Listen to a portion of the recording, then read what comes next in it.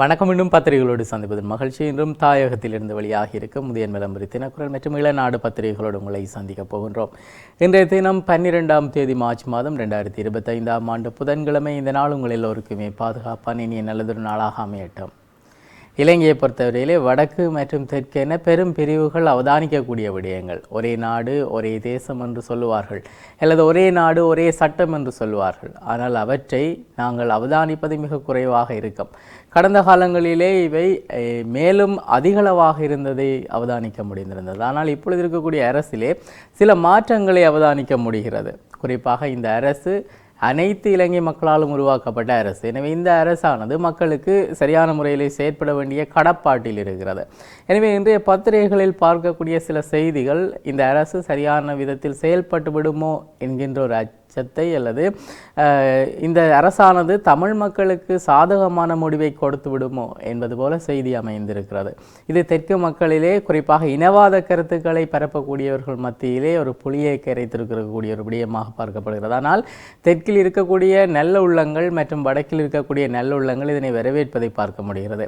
நீண்ட நேரமாக இதை பற்றி பேசினாலும் அது என்ன விடயம் என்பதை குறிப்பிடாமலே இருக்கிறோம். அதுதான் தையிட்டி விகாரை விவகாரம். இந்த தையிட்டி விகாரை தொடர்பான விடயங்களிலே நேரில் ஆராய்ந்து நியாயமான முடிவை கொடுப்பேன் அல்லது நியாயமான முடிவை எடுப்போம் என்கின்ற ரீதியிலே புத்த சாசன அமைச்சர் தெரிவித்திருக்கக்கூடிய ஒரு கருத்தானது இப்பொழுது வரவேற்கத்தக்க கருத்தாக அமைய பெற்றிருக்கிறது. அதே நேரத்திலே கடந்த காலங்களில் இருந்திருக்கக்கூடிய பொதுமக்கள் பாதுகாப்பு அமைச்சராக இருக்கட்டும், அல்லது உயர் பதவிகளில் இருக்கக்கூடிய சட்டத்தை காப்பாற்றக்கூடியவர்களாக இருக்கட்டும், அவர்கள் மூலமாகவே பல அநியாயங்கள் நிகழ்ந்திருப்பது கடந்த கால அறிக்கைகள் மூலமாக வெளியாகி இருக்கிறது. பட்டலந்த விவகாரம், இந்த அறிக்கை இப்பொழுது பாராளுமன்றத்திலே சமர்ப்பிக்கப்பட இருக்கிறது. அவை சார்ந்த விடயங்களும் இன்றைய பத்திரிகைகளிலே நாங்கள் பார்க்க இருக்கிறோம். ஒரு போலீஸ் மா அதிபர் தேடுகின்ற ஒரு விடயமும் இலங்கையில் இடம்பெற்று கொண்டிருக்கிறது. அவர் ரிட் மனு தாக்கல் செய்திருந்தார், தன்னை கைது செய்யக்கூடாது என்கின்ற விடயங்களை. ஆனால் அவரை கைது செய்யுமாறு நீதிமன்றம் பணித்திருக்கிறது. மேலும் பல விடயங்களை இன்றைய பத்திரிகைகள் தாங்கி வந்திருக்கிறது. அவற்றையும் நாங்கள் விரிவாக பார்க்க இருக்கிறோம்.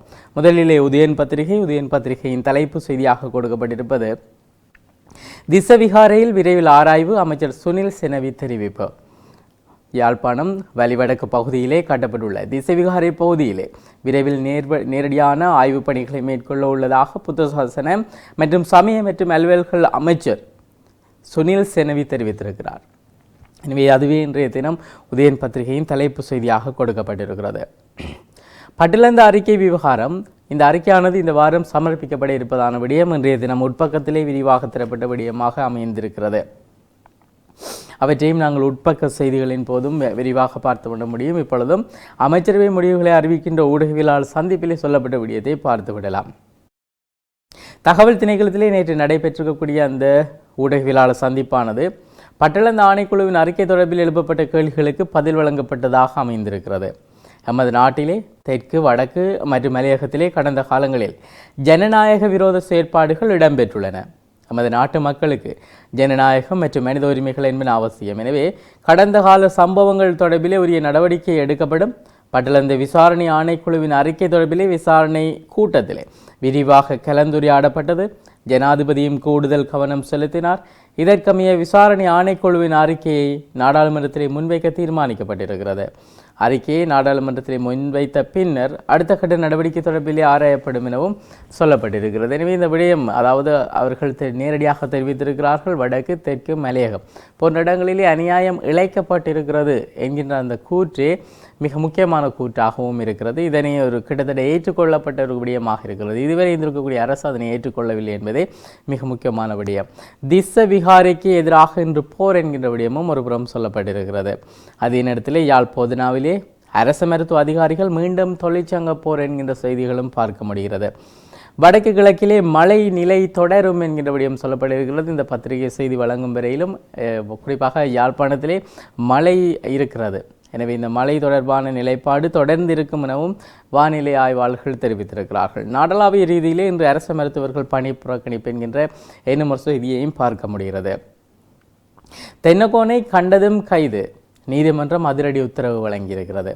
முன்னாள் போலீஸ் மா அதிபர் தேசபந்து தென்னக்கோனை காணும் இடத்தில் வைத்து கைது செய்யுமாறு மாத்தறை நீதிவான் நீதிமன்றத்தால் பகிரங்க பிடியாணை பிறப்பிக்கப்பட்டிருப்பதாக அந்த செய்தியில் சொல்லப்பட்டிருக்கிறது. இதே நேரத்திலே யாழ்ப்பாணத்திலே அனைத்து சபைகளிலும் நாமே ஆட்சி அமைப்போம் சுமந்திரன் எம்பி நம்பிக்கை வெளியிட்டிருக்கிறார். இந்த நம்பிக்கை வெளியீட்டை தொடர்ந்து வர இருக்கின்ற தேர்தல்களை தொடர்ந்து நாங்கள் பார்த்துவிட முடியும். குறிப்பாக தேர்தல் காலத்திலே கட்சிகள் வெளியிடக்கூடிய நம்பிக்கைகளாகவே இருக்கும். மக்கள் மத்தியிலே நம்பிக்கையை உருவாக்காமல் இவ்வாறு நாம் நம்பிக்கை வைத்து எந்த பயனும் இல்லை. குறிப்பாக தமிழரசு கட்சிக்குள் இருக்கக்கூடிய குழப்பங்கள் தீர்க்கப்பட வேண்டும். தமிழ் தேசிய கூட்டமைப்பாக ஓரணியிலே இணைந்து மக்களுக்கான பிரச்சனைகளை தீர்க்க வேண்டும் என்கிற பல விடயங்கள் இருக்கிறது. ஓரணியாக முடிவெடுக்க வேண்டும் என்கிற விடயங்கள் சொல்லப்படுகிறது. தெற்குக்கு ஆதரவாக எடுக்கப்பட்ட கடந்த கால முடிவுகள் அல்லது ரணில் விக்ரமசிங்கவை ஆதரிக்கின்ற செயல்பாடுகள் போன்று வெளிப்படையாக ஒரு விடயத்தை சொன்னாலும் மறைமுகமாக ரணில் விக்ரமசிங்கவை ஆதரித்த விடயங்கள் என பல விடயங்கள் குறித்த நபர் மீதும் குறித்த கட்சி மீதும் விமர்சனங்களாக முன்வைக்கப்படுகின்ற நேரத்திலே இவ்வாறான ஒரு நம்பிக்கையை அந்த கட்சியினர் வெளியிட்டிருக்கிறார்கள். இந்த நம்பிக்கை எவ்வாறு இருக்க போகிறது என்பதை வர இருக்கின்ற காலங்களிலே பார்க்க முடியும். அதே நேரத்தில் இலங்கையின் முதலாக இலத்திரனியல் வாக்களிப்பு வவுனியா மாணவன் சாதனை படைத்திருக்கிறார். அது குறித்த செய்திகள் விரிவாக தரப்பட்டிருக்கின்றன. மேலும் செய்திகளிலே மனநலம் பாதிக்கப்பட்ட யுவதி மீது துஷ்பிரயோகம் மேற்கொள்ளப்பட்டிருக்கிறது. துப்புரவு பணியாளர் இது குறித்து கைது செய்யப்பட்டிருக்கிறார். அதாவது யாழ்ப்பாணம் தெல்லிப்பளை ஆதார மருத்துவமனையிலே மனநலம் பாதிக்கப்பட்டு உளவியல் சிகிச்சை பெற்று வந்த பெண் ஒருவரை துஷ்பிரயோகத்துக்கு உட்படுத்தினார் என்கிற குற்றச்சாட்டிலே துப்புரவு பணியாளர் கைதாகி இருக்கிறார். வைத்தியசாலையில் நடந்த கொடூரம். உணவு ஒவ்வாமையால் 38 மாணவர்கள் மருத்துவமனையில் சேர்க்கப்பட்டிருக்கிறார்கள். மட்டக்களப்பிலே சம்பவம். குறிப்பாக பாடசாலைகளிலே வழங்கப்படக்கூடிய உணவுகள், அவ்வாறு வழங்கப்படுகின்ற உணவுகளில் நடைபெறுகின்ற ஊழல்கள் என பல விடயங்கள் இப்பொழுது வெளிக்கொணரப்பட்டு கொண்டிருக்கின்றன. பல பாடசாலை அதிபர்கள் பணங்களை பெற்றுக்கொண்டு தரமான உணவுகளை வழங்கவில்லை என்கின்ற குற்றச்சாட்டுகள் ஒரு புறம் இருக்க, அர்ப்பணிப்பாக வேலை செய்யக்கூடிய அதிபர்களும் இருக்கத்தான் செய்கிறார்கள். எனவே இப்பொழுது உணவு ஒவ்வாமை பிரச்சனை எங்கே தவறு நடந்திருக்கிறது என்கின்ற விடயங்கள் ஆராயப்படுகிறது. எனவே அவை சார்ந்த விடயங்கள் விரைவிலே வெளிக்கொணரப்படும். எந்த கூட்டணியில் யாரெல்லாம் இருக்கிறோம் என்று கண்டுபிடிக்கிறது இனி சனத்துக்கு கஷ்டம் கண்டியலோ என சொல்லப்பட்டிருக்கிறது. வாழ்வெட்டு நபருக்கு கட்டாயச்சுரை என்கின்ற ஒரு விடயம் சொல்லப்பட்டிருக்கிறது. யாழ்ப்பாணத்திலே பல்வேறு வன்முறைகளுடன் தொடர்புடைய பிரதான சந்தேக நபருக்கு நீதிமன்றம் கட்டாய சிறை தண்டனையும் ஒத்திவைத்த சிறை தண்டனையும் விதித்திருக்கிறது. புதிய கூட்டணிக்கு முஸ்தீப் என்கின்ற தலைப்போடு கூடியதாகவே முச்சந்தி முரளியுடைய கருத்து அவ்வாறு அமைய பெற்றிருக்கிறது. தமிழ் தேசிய மக்கள் முன்னணியும் இன்னும் சில தரப்புகளும் புதிய தேர்தல் கூட்டணியை அமைப்பது தொடர்பிலே பேச்சுவார்த்தைகள் நடத்தி வருகின்றன என தெரிய வந்திருக்கிறது. எனவே இது குறித்து முச்சந்தி முரளி எந்த கூட்டணியில் யாரெல்லாம் இருக்கணும் என்று கண்டுபிடிக்கிறது இனி சனத்துக்கு கஷ்டம் கண்டியலோ என சொல்லப்பட்டிருக்கிறது. குறிப்பாக தமிழ் தேசிய கூட்டமைப்பு என்கின்ற விடயம் இருந்தது. அது உடைந்து தமிழ் தேசிய முன்னணி என்று ஒரு கட்சி உருவாகி இருந்தது. அதன் பின்னர் அங்கே இருக்கக்கூடிய ஒவ்வொரு கட்சி டெல்லோ ஃப்ளோட் ஒவ்வொரு கட்சியாக பிரிந்து நிற்க ஆரம்பித்தார்கள். பின்னர் அவர்கள் இணைந்த ஒரு கட்சியிலே போட்டியிட்டார்கள். மான் என்றார்கள், சங்கு என்றார்கள். பின்னர் இப்பொழுது பசுமை இயக்கம், அதாவது மிக நல்ல விடயங்களை செய்திருக்கக்கூடியவரும் தனித்துவமானவரும் என்று சொல்லப்பட்டிருக்கக்கூடிய ஐங்கரநேசன் அவர்கள் தனித்திருந்திருந்தார். பின்னர் அவர் ஒரு கூட்டணிக்குள் சென்றிருந்தார். இப்பொழுது மீண்டும் முன்னணியோடு அவர் கூட்டணி அமைப்பதாக சொல்லப்பட்டிருந்தது. பின்னர் அவையும் இப்பொழுது இழுபறி நிலையில் இருக்கிறது. எனவே இவ்வாறு பல விடயங்கள் இருக்கிறது. யார் யார் இந்த கட்சியில் இருக்கிறார்கள் இப்பொழுது என்பது மக்களுக்கு மீண்டும் ஒரு அறிக்கையாக எடுக்க வேண்டிய கட்டத்தில் இருக்கிறது. தேர்தல் அண்மித்தாலும் இது தெரிந்து மக்கள் முடிப்பதற்குள்ளே தேர்தல் வந்துவிடும். எனவே இந்த தேர்தலும் எவ்வாறு நடந்து முடியப் போகிறது என்பது பொறுத்திருந்து பார்க்க வேண்டிய விடயங்களாக இருக்கிறது. எனவே மிக ஒரு இழப்பை சந்தித்த இனம், ஒரு நோக்கத்துக்குள்ளே இருக்க வேண்டிய இனம் இப்பொழுது சிதறி இருப்பதானது அரசியல்வாதிகளுடைய தனிப்பட்ட தங்களுடைய சுயநலங்களுக்காக எடுக்கப்பட்ட முடிவுகளின் வெளிப்பாடாக இருக்கிறது. உட்பக்க செய்திகளிலே வாக்குறுதிகளை நிறைவேற்றுங்கள், யாழிலே கையெழுத்து போராட்டம் என்கின்ற விடயம் சுட்டிக்காட்டப்படுகிறது. அதாவது பயங்கரவாத தடை சட்டம் மற்றும் மருந்துகள், அத்தியாவசிய உணவுகள் மற்றும் பாடசாலை பொருட்களுக்கான வரி குறைப்பு உள்ளிட்ட வாக்குறுதிகளை அளித்தபடி அன்னூர் அரசு இந்த வாக்குறுதிகளை வழங்க வேண்டும் என்கின்ற விடயங்களை, அதாவது இந்த வரி குறைப்பு தொடர்பான வாக்குறுதிகளை நிறைவேற்ற வேண்டும் என்பதை வலியுறுத்தி அவ்வாறு கையெழுத்து போராட்டம் இடம்பெற்றிருக்கிறது. அதே நேரத்திலே பல்வேறு செய்திகள், அதாவது மன்னார், பூநகரி பிரதேசங்களுக்கு நீங்கியது தடை என்கின்ற விடயம் சொல்லப்பட்டிருக்கிறது. மன்னார், பூநகரி மற்றும் தெஹிட்டி கண்டி ஆகிய பிரதேசங்களுக்கான வேட்பு மனுக்கள் இம்மாதம் 24ஆம் தேதி முதல் 27ஆம் தேதி வரை ஏற்றுக்கொள்ளப்படும் எனவும் சொல்லப்பட்டிருக்கிறது. கைதாவதை தடுக்க கோரி தென்னக்கோன் ரிட் மனு தாக்கல் செய்யப்பட்டிருக்கிறார். ஆனால் அவரை கைது செய்ய சொல்லி நீதிமன்றம் பணித்திருக்கிறது. உள்ளூராட்சி தேர்தலிலே 1,55,000 976 புதிய வாக்காளர்கள் என்கின்ற விடயம் சொல்லப்பட்டிருக்கிறது. அஸ்ட்ரெஸ்ம குளறுபடிக்கு 1924க்கு அலையுங்கள் என்கின்ற விடயம் சொல்லப்பட்டிருக்கிறது.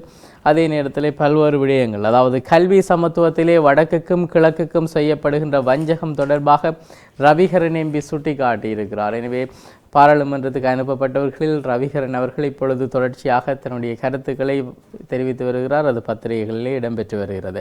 வலம்புரி பத்திரிகையை பார்க்கலாம். தலைப்பு செய்தியாக கொடுக்கப்பட்டிருப்பது தையிட்டி திஸ்ஸவிகாரைக்கு நேரில் விஜயம் செய்து நியாயமான முறையிலே தீர்வு வழங்குவேன் புத்த சாசன அமைச்சர் சுனில் செனவி தெரிவித்திருக்கிறார். வலி வடக்கில் கட்டப்பட்டுள்ள திஸ்ஸவிகாரைக்கு நேரில் விஜயம் செய்து அங்கு காணப்படுகின்ற காணி பிரச்சினைக்கு நியாயமான முறையிலே தீர்வு வழங்குவேன் என புத்த சாசன அமைச்சர் தெரிவித்திருக்கிறார். மேலும் முன்பக்க செய்திகளிலே அனுராதபுரம் வைத்தியசாலையிலே பெண் வைத்தியர் பாலியல் துஷ்பிரயோகம் என்கின்ற ஒரு தலைப்போடு செய்தியை பார்க்க முடிகிறது. இராணுவத்தில் இருந்து தப்பிச் சென்றவரால் கத்திமுனையிலே அரங்கேற்றப்பட்ட கொடூரம் என மேலும் குறிப்பிடப்பட்டிருக்கிறது. அனுராதபுரம் போதனா வைத்தியசாலையிலே விசேட வைத்திய நிபுணராக பயிற்சி பெற்று வருகின்ற பெண் வைத்தியர் ஒருவர் பாலியல் துஷ்பிரயோகத்துக்கு உள்ளாக்கப்பட்டிருக்கிறார். இராணுவத்திலிருந்து தப்பிச் சென்ற ஒருவரால் கத்தி முனையிலே இந்த கொடூரம் அரங்கேற்றப்பட்டிருப்பதாக அந்த செய்தியில் சொல்லப்பட்டிருக்கிறது. இலங்கையிலே நடைபெறுகின்ற குற்றச் செயல்களுக்கு பின்னணியிலே இவ்வாறான இராணுவம் அல்லது முப்படையினரிலிருந்து விலகிச் சென்றவர்கள் அல்லது முப்படையிலே இருக்கக்கூடியவர்கள் மற்றும் போலீஸில் இருக்கக்கூடியவர்கள் என பலர் சம்பந்தப்பட்டு கைதாவதை பார்க்க முடிகிறது. அதனை ஜனாதிபதியும் அண்மையிலே வெளிப்படுத்தியிருந்தார். அதன் தொடர்ச்சியாக இப்பொழுது குறித்த சம்பவம் தொடர்பாக வெளிக்கொணரப்பட்டிருக்கிறது. வைத்தியசாலைகளில் உள்ள வைத்தியர்கள் இப்பொழுது அச்சத்தில் இருப்பதாக குறிப்பிடப்பட்டிருக்கிறது. மேலும் அரச வைத்தியசாலையிலே பணியில் இருக்கின்ற வைத்தியர் ஒருவர் இலக்கு வைக்கப்படுவது மிகவும் கவலை அளிப்பதாகவும் பொதுமக்கள் பாதுகாப்பு தொடர்பாக பாரிய கேள்வி எழுந்துள்ளதாகவும் பாராளுமன்றத்திலே பேசப்பட்டிருக்கிறது. எனவே இவை சார்ந்த விடயங்கள் விரிவாக தரப்பட்டிருக்கின்றன. அதாவது அனுராதபுரம் வைத்தியசாலையிலே வைத்திய நிபுணராக பயிற்சி பெற்று வருகின்ற 32 வயதுடைய பெண் வைத்தியர் ஒருவர் நேற்று முன்தினம் இரவு வழக்கம் போல பணிக்காக வைத்தியசாலைக்குள்ளே சென்றிருக்கிறார். குறித்த வைத்தியர் தனது கடமைகளை முடித்துவிட்டு இரவு 7 மணியளவிலே வைத்தியசாலையிலிருந்து விசேட வைத்திய நிபுணர்கள் மட்டுமே வசிக்கின்ற உத்தியோகபூர்வ இல்லத்துக்கு சென்றிருக்கிறார். வைத்தியர் அவரது உத்தியோகபூர்வ இல்லத்துக்கு நுழைந்த போது பின்னால் இருந்து வந்த ஒரு நபர் திடீரென அவரது கழுத்திலே கத்தியை வைத்து மிரட்டியதாக தெரிவிக்கப்படுகிறது. பின்னர் வைத்தியரின் வாயை அவர் கத்த முடியாதவாறு இறுக்கமாக கட்டிய அந்த சந்தேக நபர் உத்தியோகபூர்வ இல்லத்தின் கதவை திறக்க சொல்லி வைத்தியரை வீட்டுக்குள்ளே அழைத்து சென்று சத்தம் கேட்காதபடி கதவை மூடியிருக்கிறார்.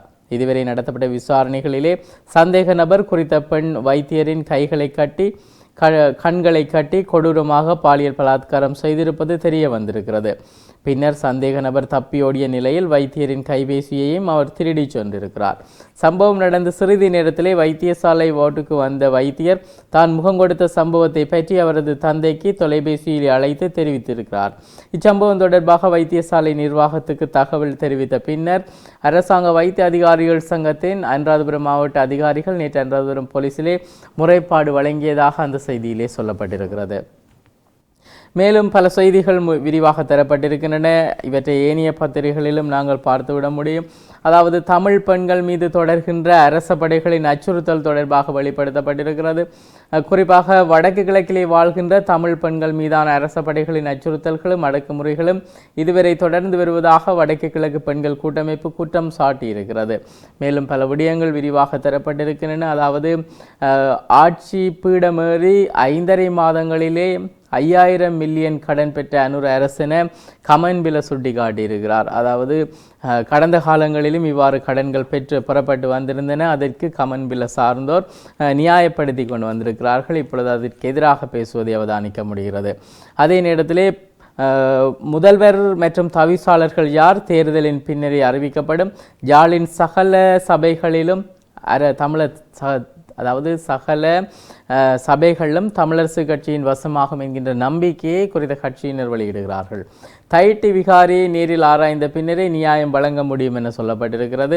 அதே நேரத்திலே பிரேம் சங்கர் உட்பட 3 புதிய நீதியரசர்கள் பதவி பிரமாணம் செய்திருக்கிறார்கள். புகைப்படத்தோடு கூடிய செய்தியாக அந்த செய்தி பதிவாகி இருக்கிறது. வவுனியாவிலே இராணுவத்தின் பிடியில் உள்ள துயிலுமில்லம் மக்களின் காணிகள் ஆகியவற்றை விடுவிக்குமாறு கோரிக்கை வைக்கப்பட்டிருக்கிறது.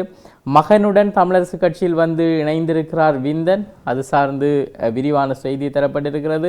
தமிழீழ விடுதலை இயக்கத்திலே நீண்ட காலமாக செயற்பட்ட செய்யப்பட்ட விந்தன் கனகரட்னம் இலங்கை தமிழரசு கட்சியில் ஆயுட்கால உறுப்பினராக இணைந்து கொண்டிருக்கிறார். அதாவது தமிழர் விடுதலை இயக்கம் என்பது டெலோவிலிருந்து அவர் தமிழரசு கட்சியில் இணைந்திருப்பதாக சொல்லப்பட்டிருக்கிறது. பிடிஏ நீக்குவோம் என்கின்ற வாக்குறுதியை நிறைவேற்றி யாழிலே கையெழுத்து போர் என்கின்ற ஒரு செய்தியையும் பார்க்க முடிகிறது. அதே நேரத்திலே நீதிமன்றத்தின் முன்னிலையாகுமாறு மைத்திரிக்கு அழைப்பு விடுக்கப்பட்டிருக்கக்கூடிய விடயங்களும் இன்றைய பத்திரிகைகளிலே பார்க்க முடிகிறது. கிளிநொச்சியிலே கிராம சேவர் மீது தாக்குதல் நடத்தப்பட்டிருக்கிறது. குறித்த குழுவினர் அவர்கள் குறித்து பல்வேறு விமர்சனங்கள் முன்வைக்கப்படுகிறது. அந்த குழுவினர் இவ்வாறு தாக்குதல் மேற்கொண்டதாக செய்திகளில் சொல்லப்பட்டிருக்கிறது. மேலும் அதானி தொடர்பான அரசாங்கத்தின் நிலைப்பாட்டிலே மாற்றம் இல்லை என அமைச்சர் நலிந்த ஜேதிச தெரிவித்திருக்கக்கூடிய விடயங்கள் இன்றைய பத்திரிகைகளிலே பார்க்க முடிகிறது.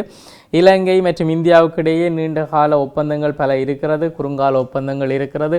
அதிலே அதானியினுடைய நிறுவனம் தொடர்பான ஒப்பந்தங்களும் பேசப்பட்டிருக்கிறது. ஜனாதிபதியும் நேற்றைய நிகழ்வொன்றிலே இது குறித்து விரிவாக பேசியிருக்கிறார். அதே நேரத்திலே மழையுடனான காலநிலை தொடரும் என்கின்ற செய்திகளும் சொல்லப்பட்டிருக்கின்றன. உட்பக்க செய்திகளிலே தயாராகிறது முக்கிய பட்டியல், அரசியல்வாதிகள் தவிர்ந்த பல முக்கிய புள்ளிகள் சிக்கினர் என்கின்ற விடயம் சொல்லப்பட்டிருக்கிறது. இந்த அரசானது பட்டியல் அரசாக நாங்கள் அவதானிக்க வேண்டியதாக இருக்கிறது. கடந்த கால அரசை பொறுத்தவரையிலே மின் கட்டண உயர்வாக கடந்த கால அரசை நாங்கள் பார்த்திருப்போம். ஒவ்வொரு வெள்ளிக்கிழமையும் நாங்கள் இவ்வாறான விடயங்களை பார்ப்போம். அதாவது வெள்ளிக்கிழமைகளிலே மாற்றம் நடக்கின்ற தினமாக கடந்த அரசு இருந்திருக்கிறது. அதே போல் அதற்கு முந்தின அரசு, நல்லாட்சி அரசு என்று சொல்லப்படக்கூடிய அரசானது ஒரு விதமான, அதாவது தகவல் தொழில்நுட்பம் சார்ந்த ஏதாவது ஒரு விடயத்தை செய்கின்ற அரசாக இருக்கும். அதாவது அதனை நிறுத்துவது, இடைநிறுத்துவது என பல விடயங்களை செய்திருக்கிறது. இவ்வாறு ஒவ்வொரு அரசு ஒவ்வொரு விடயத்தை தொடர்ந்து செய்யும். இப்பொழுது வந்திருக்கக்கூடிய அரசானது பட்டியல்களை வெளியிடுகின்ற அரசாக இருக்கிறது. இது பார் பட்டியல் என ஆரம்பித்தது, பல பட்டியல்களை தொடர்ச்சியாக வெளியிட்டு கொண்டு வருகிறது. ஊழல்கள் வெளிப்படுத்தப்பட்டு வருகிறது. இது செய்கிறார்களோ இல்லையோ, இந்த ஊழல் பட்டியல் வெளிவருகின்ற காரணங்களால் மக்கள் எவ்வாறு தங்களுடைய வரிப்பணம் வீணாக்கப்படுகிறது என்பதை அவர்கள் அறிந்து கொள்கிறார்கள். அந்த பட்டியலின் தொடர்ச்சியாக அரசியல்வாதிகள் தவிர்ந்த பல முக்கிய புள்ளிகள் சிக்கி இருக்கக்கூடிய ஒரு பட்டியல் வெளியிடப்பட்டிருக்கிறது. அதாவது முன்னாள் அமைச்சர்கள் அல்லது ஆட்சியாளர்களின் ஊழல்கள் தொடர்பான பட்டியல் வெளியிடுவதை ஒருபோதும் நிறுத்தப் போவதில்லை எனவும் சொல்லியிருக்கிறார்கள். இப்பொழுது வெளியிடப்பட்டிருக்கக்கூடிய பட்டியல் என்னவென்றால், அரசினுடைய சொத்தாக சொல்லக்கூடிய மிக பலம் வாய்ந்த அல்லது மிக பெறுமதி வாய்ந்த வீடுகள் மிக குறைந்த அடிமாடு விலை என்று சொல்வார்கள், மிக குறைந்த விலைக்கு அரசோடு சார்ந்தவர்கள் அல்லது அரசினுடைய நண்பர்களுக்கு விற்கப்பட்டிருக்கக்கூடிய ஒரு விடயம் சொல்லப்பட்டிருக்கு. எனவே பல கோடி பெறுமதியிலான சொத்துக்கள் மிக குறைந்த விலை, சில லட்சங்களுக்கு விற்கப்பட்டிருக்கிறது. தமிழரசு கட்சி தொடர்பான விடயம், அதாவது முல்லைத்தீவிலும் அவர்கள் கட்டுப்பணம் செலுத்தி இருக்கிறார்கள். அந்த விடயங்களும் பார்க்கப்படுகிறது.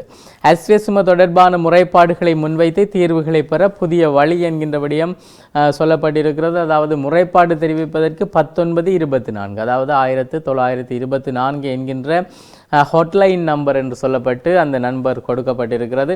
அதற்கு அழைத்து ஒவ்வொருவரும் தங்களுடைய முறைப்பாடுகளை பதிவு செய்து கொள்ளலாம் என்கிற விடயங்கள் சொல்லப்பட்டிருக்கிறது.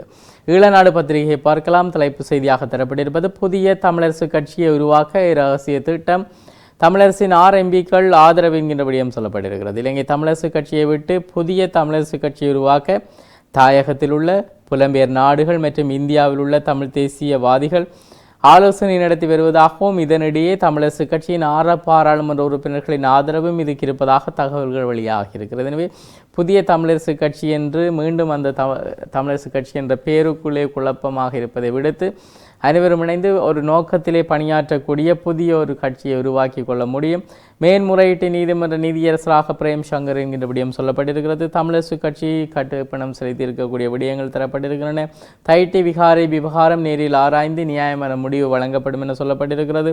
அதே நேரத்தில் புலமை பரிசில் பரீட்சையானது, அதாவது மீள் மதிப்பீடு வெளியாகி இருக்கிறது. தேர்தலுக்கு பின்னரே மேஜர் யார் என அறிவிக்கப்படும் என சில கட்சிகள் சொல்லியிருக்கிறது. மன்னார் காற்றாலை மின் திட்டம் மீள ஆரம்பிக்க அதானி விருப்பம் என்கிற விடயங்கள் சொல்லப்பட்டிருக்கிறது. தெல்லிப்பள்ளை மருத்துவமனையிலே பெண் மனநோயாளி வன்புணர்வு மருத்துவ பணியாளர் கைதாகி இருக்கிறார். இந்த வைத்திய சாலையில் இடம்பெறுகின்ற 2 விடயங்கள் இப்பொழுது இன்றைய பத்திரிகைகளில் பார்க்க முடிகிறது. 2 விடயங்கள் இடம்பெற்றிருக்கிறது. மட்டக்களப்பு பாடசாலையிலே உணவு ஒவ்வாமையால் 54 மாணவர்கள் பாதிக்கப்பட்டிருக்கிறார்கள். மேலும் செய்திகளில் அமரபுர மகாநாயக்க தேரருக்கு ஸ்ரீ சன்னஸ் பத்திரத்தை ஜனாதிபதி அனுர்குமார திசுநாயக்க வழங்கியிருக்கிறார். அதன் போது எடுக்கப்பட்டிருக்கக்கூடிய புகைப்படம் அங்கே இணைக்கப்பட்ட அந்த செய்தி வழங்கப்பட்டிருக்கிறது. கடமை முடிந்து வீடு திரும்பிய பெண் மருத்துவர் வன்புணர்வுக்கு உட்படுத்தப்பட்டிருக்கக்கூடிய துயர செய்தி பார்க்க முடிகிறது. இது இன்றைய ஈழநாடு பத்திரிகையின் முன்பக்க செய்திகள். உட்பக்க செய்திகளிலே அதிகாரமளித்த முகவர்களை நியமிப்பது குறித்த அறிவித்தல், அதாவது நடைபெறவுள்ள உள்ளூராட்சி சபை தேர்தலுக்கான அதிகாரம் அளிக்கப்பட்ட முகவர்களை நியமித்தல் தொடர்பாக பேசப்பட்டு வருகிறது. யாழ்ப்பாண நகரிலே நேற்று கையெழுத்து போராட்டம் என்கின்ற செய்திகள் புகைப்படத்தோடு கூடிய செய்தியாக தரப்பட்டிருக்கிறது. பெண்களின் சேமிப்பு பழக்கமே பொருளாதாரத்தை வளர்க்கும் கோப்பை ஆசிரிய கலாசாலை அதிபர் தெரிவித்திருக்கக்கூடிய விடயங்கள் தரப்பட்டிருக்கின்றன. தேர்தல் காலத்திலே போலீஸ் இடமாற்றம் சட்டவிரோதம் முதிய கமன்பில சுட்டிக்காட்டியிருக்கிறார். யாழிலே 20,000 லஞ்சம் பெற்ற போலீஸ் அதிகாரியின் மகனை கைது செய்ய நீதிமன்றம் உத்தரவு வழங்கியிருக்கிறது. மேலும் செய்திகள், அதாவது சாதாரண முன்பலி ஆசிரியர்களுக்கு 6,000, படையினர் நடத்தும் முன்பலிகளில் 30,000 சபையில் சுட்டிக்காட்டியிருக்கிறார் கஜேந்திரகுமார் என்கின்ற விடயம் சொல்லப்பட்டிருக்கிறது. பிடியாணை பிறப்பிக்கப்பட்டவர்களுக்கு பிரதி அமைச்சர் வட்டகல அடைக்கலம் என்கின்ற ஒரு விடயம் சொல்லப்பட்டிருக்கிறது. ஆனால் அது உறுதிப்படுத்தப்படாத செய்தியாக இருக்கிறது. எதிரணியினர் இவ்வாறு பேசுவதையும் அவதானிக்க முடிகிறது. இன்றைய பத்திரிகைகள் இடம்பெற்றிருக்கக்கூடிய முக்கியமான செய்திகள். நாளாந்த முதியன் விளம்பரி தினக்குரல் மற்றும் ஈழநாடு பத்திரிகைகளோடு உங்களை சந்தித்து வருகின்றோம் என்று முக்கிய செய்திகளை தந்து விடைபெறுகின்றோம். விடைபெறும் நான் ஹோஸ்ட் என்னுடைய கலையகத்திலே சிவம் அவர்கள் இணைந்திருக்கிறார். மீண்டும் பத்திரிகைகளோடு உங்களை சந்திக்கிறோம். நன்றி.